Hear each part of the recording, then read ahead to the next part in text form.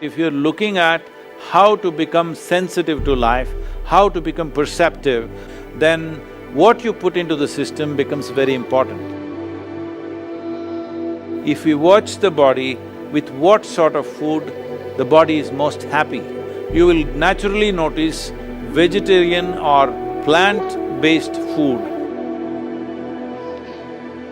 I do only one meal most of the days.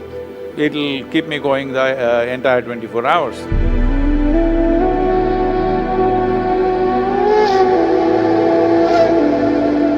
So, could you just explain to me why so many people in India are vegetarian and the importance of food and fruit in your general day-to-day life? Right now, approximately 38% of India's population are pure vegetarians by, traditionally it's like that. Let's say about 50 years ago, nearly 60% were vegetarians, but Western educated doctors have been telling people, if you don't eat meat, you won't get nourishment, you have to eat some meat. So, because of that, some meat has come in, but still in India, meat eating is not like how it's in the West. It is only a side dish, even for non-vegetarian people, it's only a side dish. But why vegetarianism is, we see if your survival is under threat, your entire life is about survival. Once survival is taken care of, now you wonder, what is this all about? Because when survival is in question, it looks like when your survival is fulfilled, everything is going to be great. But once survival is taken care of, you realize that is not the truth. Your life is longing for something else. So survival was very simple and easy, it was a rich land, people survived well.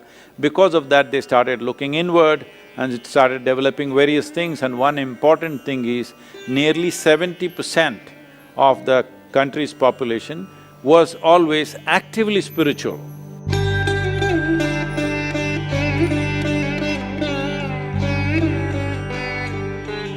Turning inward was an important part of life. Because of this, when they turned inward, they realized that what they eat matters. If you just want to be all beefy brawn, then you can eat lot of meat and just grow muscles and fight with each other. But if you're looking at how to become sensitive to life, how to become perceptive, how to be able to perceive things beyond what is considered normal perception, then what you put into the system becomes very important. So what is it that passes through the system with least amount of resistance, with least amount of struggle in the body?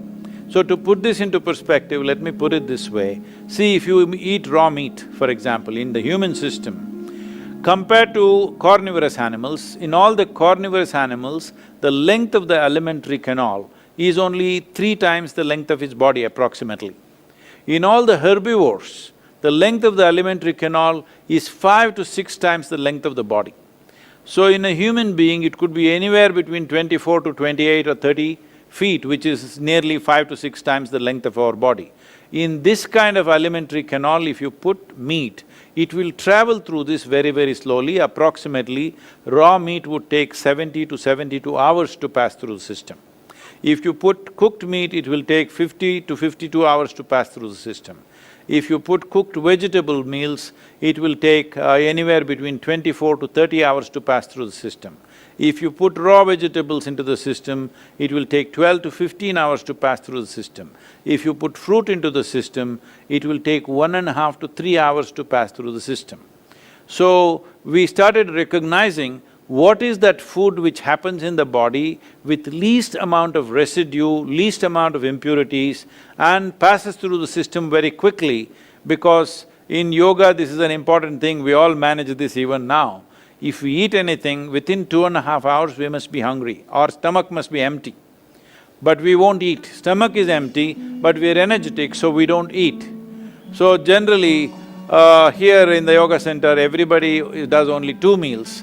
One 10 in the morning, 7 in the evening, that's it. I do only 1 meal most of the days. If I'm traveling, I may do something else a little bit, but otherwise generally if I am home, I do only 1 meal. So is that in the morning or the evening? I'm just curious. Generally for me, it is 4:35 in the evening. It'll keep me going the entire 24 hours. It's not like a rule, it is just that is the need.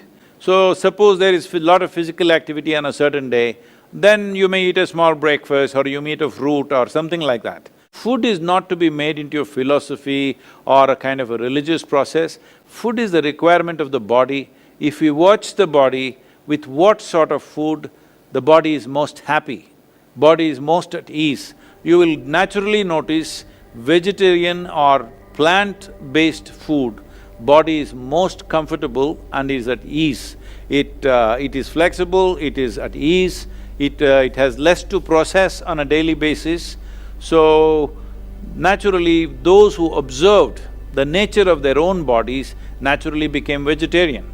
When survival was a question, hunting and eating whatever you kill was a natural process. But once society settled down, they could grow what they want as they observed themselves more and more, and life became not about survival, but about enhancing one's life to higher levels of perception and experience. Then turning vegetarian will naturally become… it's a natural process, it is bound to happen everywhere.